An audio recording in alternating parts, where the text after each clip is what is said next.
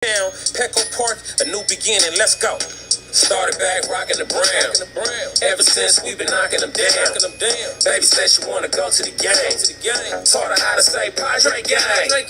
Started back rocking the brown. Ever since we've been knocking them down. Mitchell and Ness with the old school name. All of the homies holler Padre gang. Yeah, they.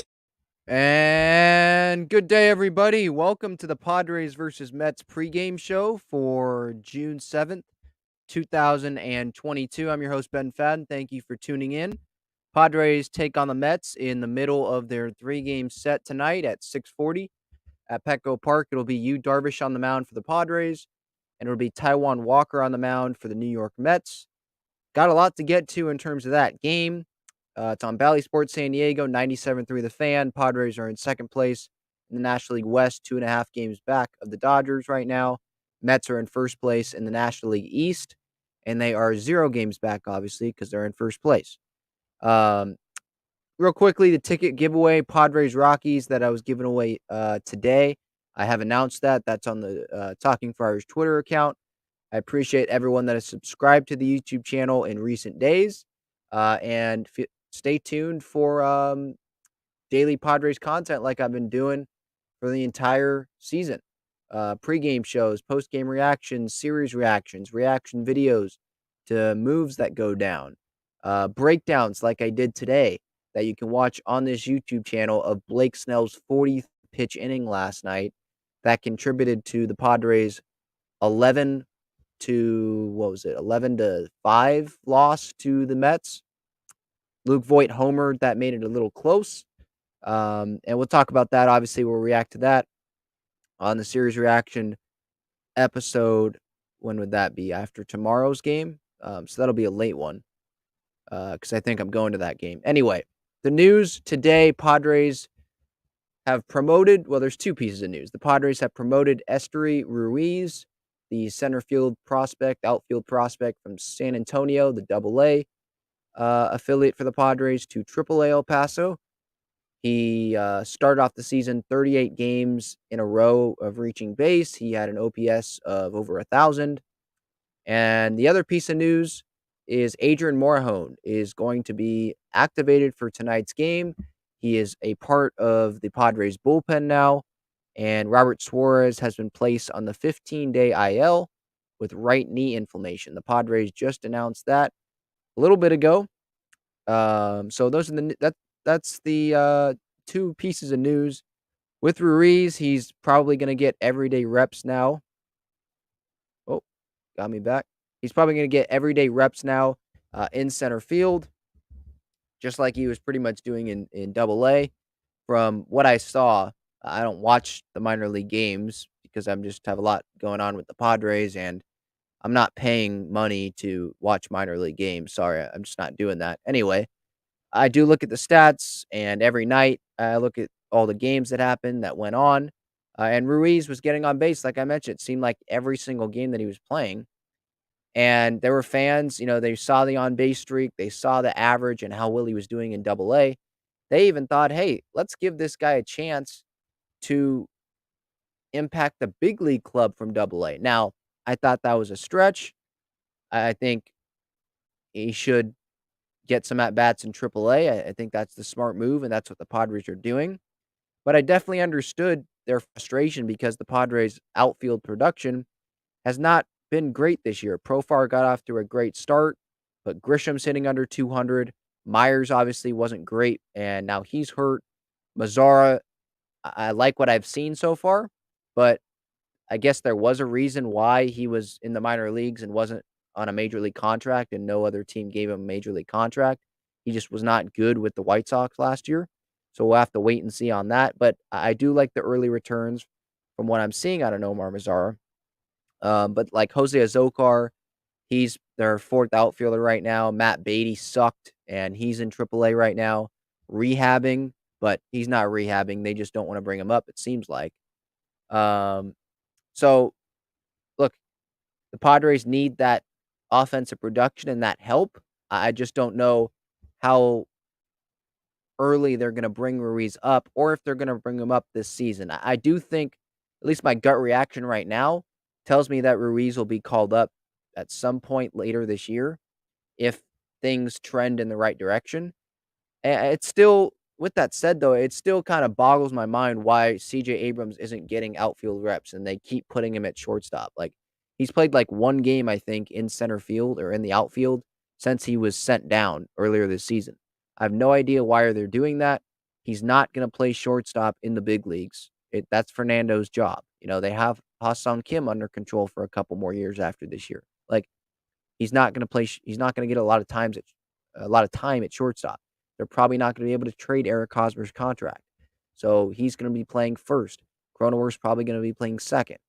So I just don't understand why they keep giving Abrams all those middle infield reps. Yeah, give him there every once in a while to keep him fresh at the middle infield. Fine, but put the guy in the outfield and give him those outfield reps. This is the time to work on the outfield, and he's just not getting those reps, it seems like, at least during games. And these games don't matter. They matter for developmental reasons, but they don't matter, obviously, nearly as much as the Padres' major league games in terms of winning and winning a World Series. So put him out there, give him the chance. And it doesn't seem like they're doing that right now, at least on a consistent basis. It seems like that's what they're going to give to Esteury Ruiz. They're going to give him that consistent playing time in center field, or at least somewhere in the outfield, because that's pretty much what he's been playing, at least what I've seen most of the time in Double-A.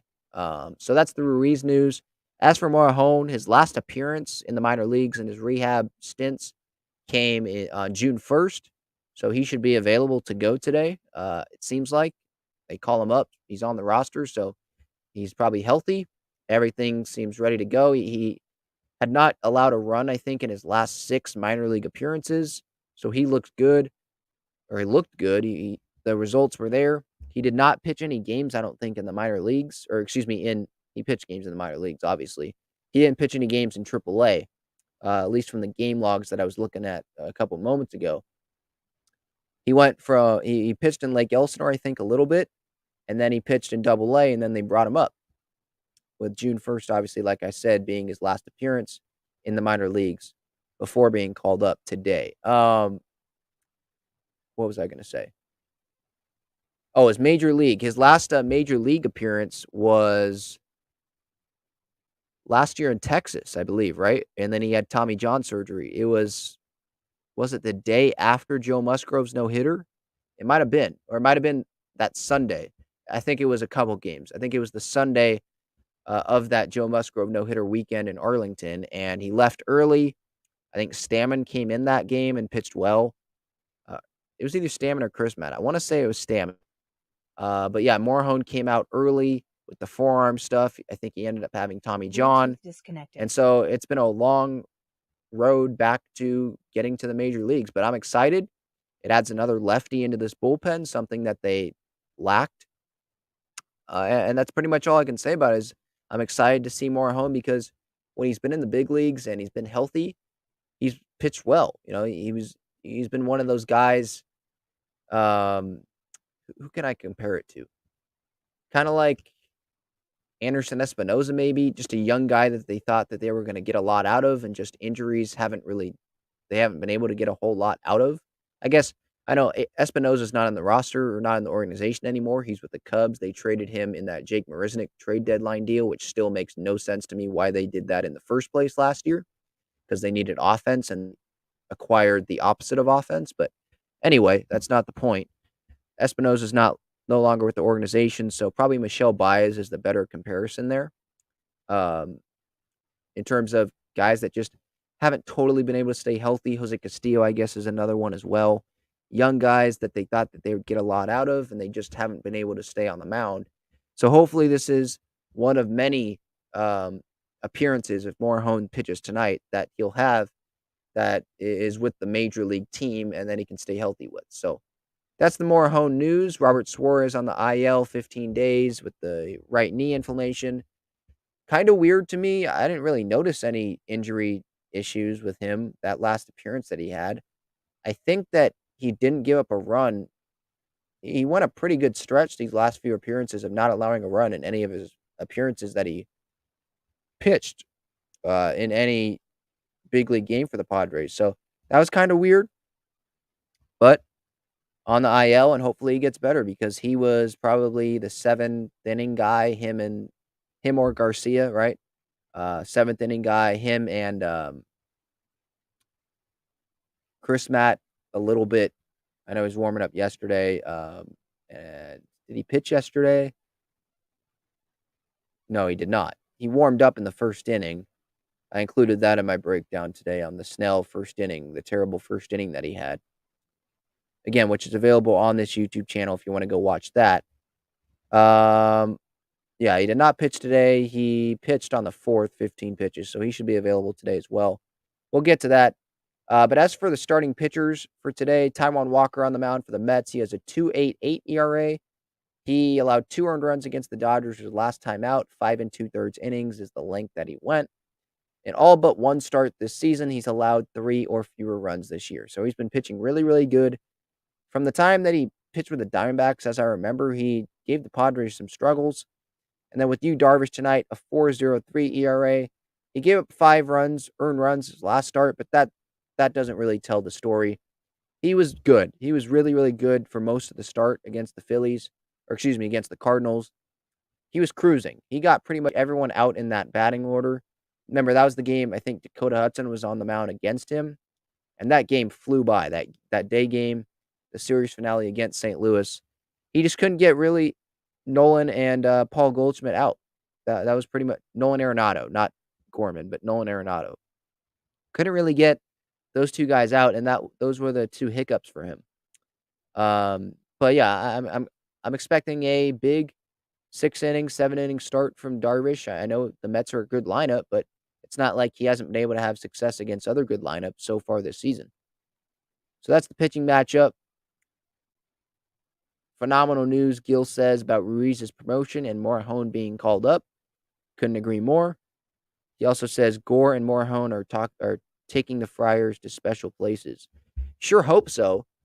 With Gore, the setback that he faced last year, and then Morejon, obviously, with the setback that he faced during the season last year, with the recovery that he had to face after the injury in Texas. They both had long comeback roads, right? And hopefully the impact that can have on this big league team this year is huge. Alex says, did you see the report that the Padres are in the Benintendi talks? I saw something about that. I'm not putting anything into that or really what they say. Whatever. Preller is Preller. I'm not going to elaborate too much on that. Preller is Preller. He's going to, inquire with other teams about pretty much every player on the market who's available or isn't available.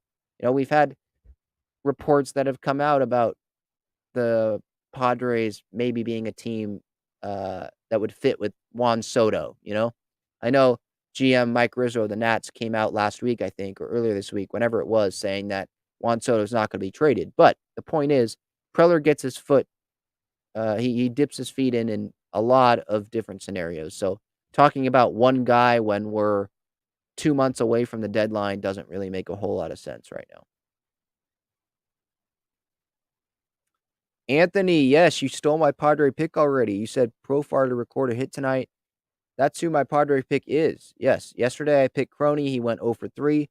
So I'm 32-18 now so far this season in my pregame show Padre pick. The one guy, if I had to pick one guy I think will get a hit, today I'm going to go with Jerks and Profar. I like the matchup, top of the order. Walker is a righty. Yeah, so it'll be a left versus right matchup. So I'm going to go with Profar tonight. But let's get to the bullpen situation. Morejon obviously is available because he hasn't pitched since June 1st, and they're calling him up, so he's going to be available tonight. Who knows if he pitches, but I think they trust him in a high-leverage situation because he's been pitching well in the minor leagues, and he was in the rotation before he got hurt last year. So Stammen obviously sucked last night. He's not going to pitch. Wilson, hats off to him. 3 innings, 3 scoreless innings. He pitched well last night, but he's not going to be available. They pretty much just said, yeah, you're not going to pitch in a few days. We're just going to pitch you. You haven't pitched in a while. And so they give him 3 innings last night. Hill, 18 pitches back-to-back days. He's not going to be available. So Rogers, Garcia, Chris Matt, and Morahone seem like the 4 prime guys to pitch tonight if you're gonna pitch 4 guys to, take the mound tonight. That's pretty much the bullpen situation. Again, I would think that Morahone does get in tonight. If they're calling him up tonight, why would you call him up and then not pitch him if the situation presents itself? Like, you could bring up Pedro Avila or Reese Kinnear for 1 game if you're not ready to bring up Morahone, right? That just seems like you're wasting a roster spot. So if they're bringing him up tonight, I think he'd be available tonight. All right. Now, getting to the lineups, the Mets and the Padres lineups out already today. 6:40 is the first pitch. Let me reload this because the Mets lineup is out. I did see that. Here it is. Eyeballing it, looks like a lot of the same people. Luis Guillorme's in there. Nick Plummer's in there. Mazika's. So the bottom third is probably, it looks new. But Nimmo leading off. Marte hitting second. Lindor, Alonso, McNeil. Escobar hit the cycle last night. He's hitting sixth.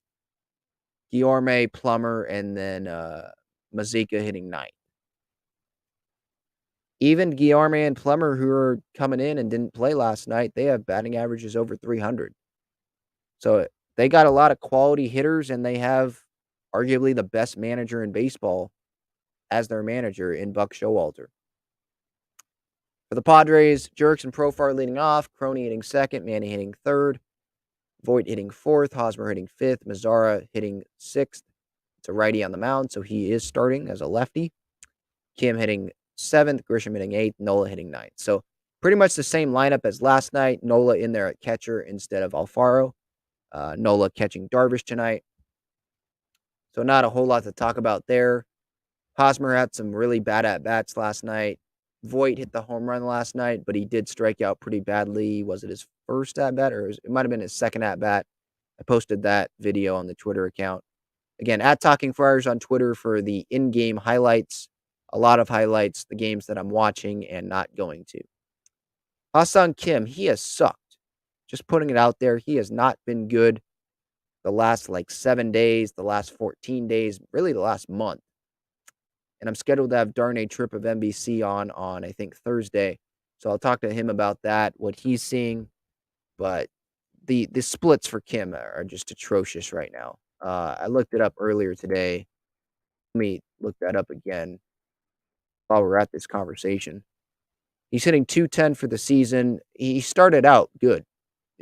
People were like, oh, when there were people even floating out there, hey, when Tatis comes back, you're going to have to still play Kim. Well, I don't know about that. I mean, look, we're still 3 weeks away, 3+ weeks away from Fernando probably coming back. Still hasn't gotten the bone scan, at least from what I've seen. The first, see the month splits. The first month, he hit 271. In May, though, it dropped down to 196. And his OPS right now for the month of June is 273. He's hitting 136 for the month of June. Terrible. I know it's been 5 games, but go look at the May sample size, He had 23 strikeouts in May, 10 in April and March combined, regular season-wise. 8 RBIs in May, 10 in March, or April and March, playing in less games. Less starts as well. So not good. 3 home runs in April and March, only 1 last month. So he's really fallen back down to earth. And he's one of the holes, it seems like, in the lineup right now, along with Grisham. So you hope that can be turned around. Maybe it starts tonight a little bit. I don't have a whole lot of hope that it will tonight just because of sample sizes and, mainly with Taijuan Walker on the mound. You just know that he's a really good starter. And he's had success off of them in the past. So I'm not holding out a whole lot of hope about that. But, yeah, the lineup, there's not a lot of great hot bats in the lineup right now. I already did my Padre pick. That's Profar. Some of my what to watch fors. Full bullpen is back, and obviously waiting for Adrian Morejon's return to the mound at Petco Park. It'll be the first big league appearance in a regular season game since April of last year. Long road back for him, so I'm rooting for him. And then can they keep Starling Marte and Francisco Lindor quiet? Both are hitting 385 off of Yu Darvish. So specifically, can Darvish keep both of those guys quiet tonight? All right. Before we get to the chat here, any questions or comments, leave them in the chat. MLB news for today. I don't know if anyone saw this, but MLB.com, the laptop, if you go on the laptop, MLB.com, they've changed their site format a little bit, at least for me. But other action, Arizona's in Cincinnati around the National League West. Let's see. Dodgers are in Chicago to play the White Sox. And then division action, the Rockies are in San Francisco to play the Giants tonight at 6:45. So a little after the Padres get kicked off at 6:40. The big news of the day, Angels firing Joe Madden, and Cal State Fullerton alum Phil Nevin is taking over as the bench coach. The Angels are in the middle of a 12-game losing streak, and a reporter for The Athletic, I was listening to Ben and Woods this morning, and they played a clip of Joe Madden snapping at a reporter. I think the reporter asked Madden if the team is like playing hard in their, amid this 12-game losing streak. And Madden was like, well, do you think so? You're asking the question, so I think that you don't think that they're playing hard. And they made this whole back and forth, and the reporter, I think, won. Madden was asking him these questions, and the reporter was like, hey, I'm not here to answer the questions. I'm asking you questions. You're the guy that has won a World Series, so I'm asking you the questions. And Madden didn't really want to answer the question. So he was it seemed like he definitely felt the pressure. And when you win, when you get off to the great start that he did at the beginning of the year, and then you lose 12 in a row, when you have Mike Trout and Shohei Ohtani and Anthony Rendon and all of this talent. Taylor Ward was off to a great start. I don't know what he's doing now. But you have all this talent and you lose 12 in a row. I guess something's got to change, right? And I saw a report by some reporter, I forget who it was, but Perry Manasian, the Angels GM, their new GM, he was not a Joe Madden fan. So I guess he saw the 12-game losing streak and he was like, all right, I'm out. I'm out on this guy. This is my chance to let this guy go. All right, let's get to the comments here before getting out of here. Again, 6:40 p.m. is the first pitch. Padres Mets. Walker against Darvish. Alex says, I talked about C.J. Abrams a little earlier. So Alex says, maybe they have C.J. getting shortstop reps just in case a situation arises if Manny opts out next year and they decide to move Tatis to third if he were to leave. Manny's not going to opt out. I really doubt that. Even if it did happen, okay, then you can have C.J. Abrams take reps at shortstop in spring training. He's played shortstop his whole life. He can easily adjust back to it. Give him the reps in the outfield. It just doesn't make sense to me why you continue to put him at shortstop when you know he's not going to play shortstop at the big league level when everyone's fully healthy. Lakeum says, how do you think the bullpen will look when Jose Castillo, Michelle Baez, and Drew Pomeranz come back? Who would get sent down? Well, Steven Wilson seems like he'd get sent down. Craig Stammen feels like a guy that they would just DFA or trade or whatever. I know he's their big dad in the locker room and all that stuff, but he just is not.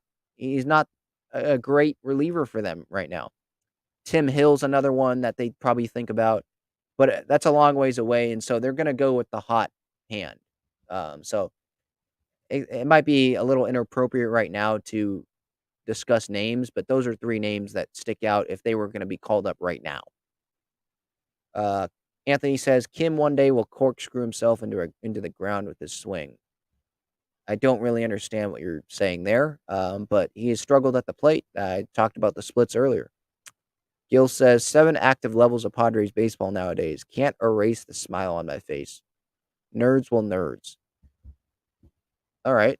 I don't really get the 7 active levels of Padre baseball, but okay. Hey, the good thing in terms of the smile, yeah, keep it on your face. The Padres still have the winning record. Uh, I know with Blake Snell, it's easily to get pissed off, and I'm definitely pissed off with Blake Snell. I think that Nick Martinez probably should be pissed off that he's not in the rotation over Blake Snell, you know? Um, and we'll talk about that more in the series reaction episode tomorrow. But yeah, the Padres, you should still be happy. Without Fernando, they have a winning record. They're 2.5 back of the Dodgers. I definitely would have signed up for if you would have told me that this would be their situation in spring training.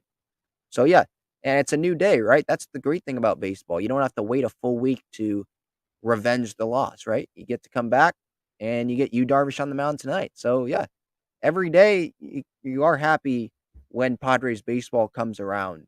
At 6:40.